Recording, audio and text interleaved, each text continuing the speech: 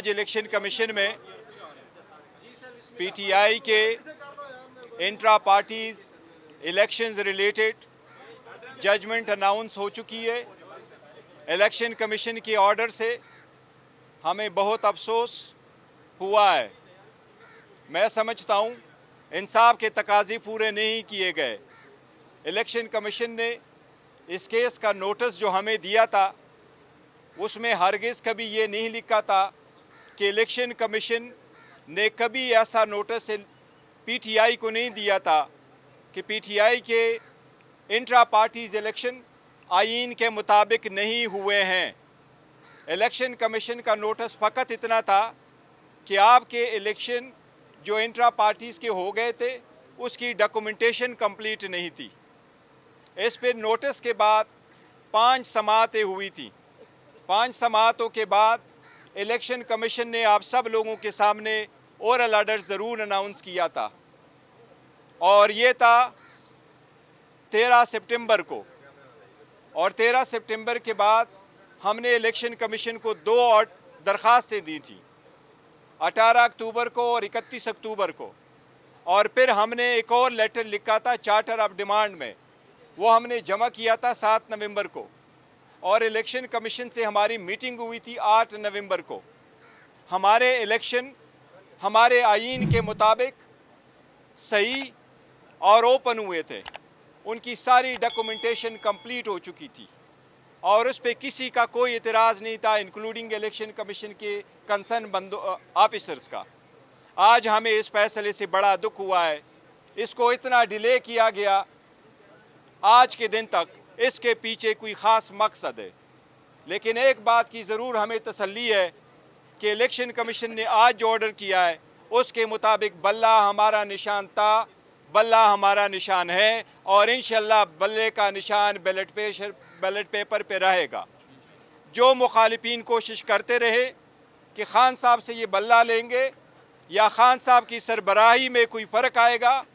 इमरान अहमद खान नियाज़ी साहब अल्हम्दुलिल्लाह chairman PTI थे, चेयरमैन पीटीआई हैं और इंशाल्लाह चेयरमैन पीटीआई ताहयात रहेंगे इंशाल्लाह ताला।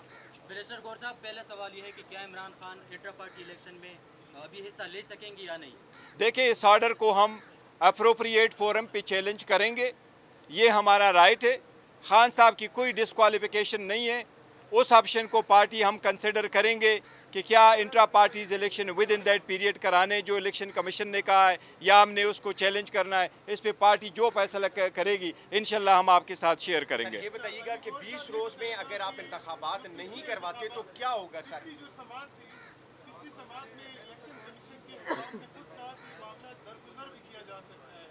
उसके बावजूद भी ये जो ऑर्डर आया ये एक्सपेक्टेड नहीं था, क्योंकि गलत हम थे या जो है वो आपके बल्ले। आपकी बात बिल्कुल सही है। आप लोगों के सामने ये ऑर्डर हुआ था और जिसी की वजह से हम आए थे ये ऑर्डर हुआ था। ये जो फैसला आया है जिसमें ये कहा गया कि हमारे इंट्रा पार्टीज इलेक्शन हमारे आईन के मुताबिक नहीं हुई है, ये इसलिए ये एक्सपेक्टेड नहीं था। लेकिन आजकल के हालात में हर चीज़ के लिए तैयार थे, तो हम तो इससे कोई वर्ष भी तवक्को रखते थे। लेकिन शुक्र खुदा का कि बल्ला हमारे पास है। इंट्रा पार्टीज इलेक्शन पे जो उनका ऑर्डर है हम टू दैट एक्सटेंड इंशाल्लाह ताला इसको हाई कोर्ट में चैलेंज करेंगे और जल्द चैलेंज करेंगे। सर, अगर 20 रोज में आप इंतखाबात नहीं करवाते फिर पार्टी फिर क्या पोजीशन होगी?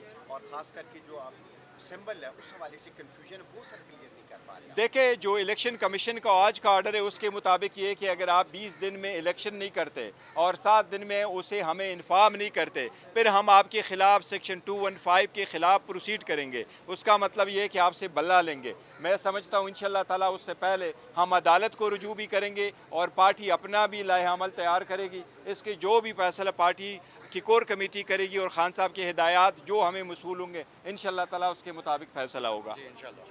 सर, साहब, आपको लगता है कि जो फैसला है वो इंडिपेंडेंटली अपना माइंड इलेक्शन कमीशन का या बाहर से कोई डिक्टेशन आई है?